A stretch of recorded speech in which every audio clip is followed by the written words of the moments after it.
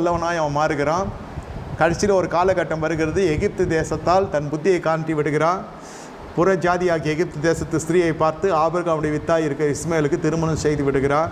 அதோடு யெகோவா வேண்டாம், ஆபிரகாம் வேண்டாம், எதுவும் வேண்டாம். அந்த சின்ன வயதுலேருந்து அந்த நஞ்சை பாய்ச்சி வளர்க்குறா பிள்ளைக்கு.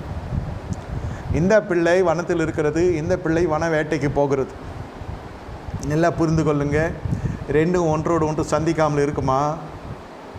இவர் எழுத்தின் உறவின் மடி பார்த்தா இது பெரியப்பா, இது தம்பி மகன். இவன் வயதில் பெரியவன், ஈசாக்குக்கே பெரியவன். அப்படி இருக்கிற பட்சத்தில் அனுபவம், வன வேட்டையில் வல்லவன், இது வன வேட்டைக்கு உள்ளே போகிறது. இதுக்கு என்னவா இருக்கிறது? எல்லா பயிற்சியும் இவன் கொடுக்கிறவனாகவே இவன் காணப்படுவான். தொழில் ரீதியாக இணைகிறாங்க, பகைவர்கள் தொழில் ரீதியாக இணைகிறாங்க. ஈசாக்கு இதை குறித்து எதுவுமே பேசவில்லை, பேசியதாக தெரிய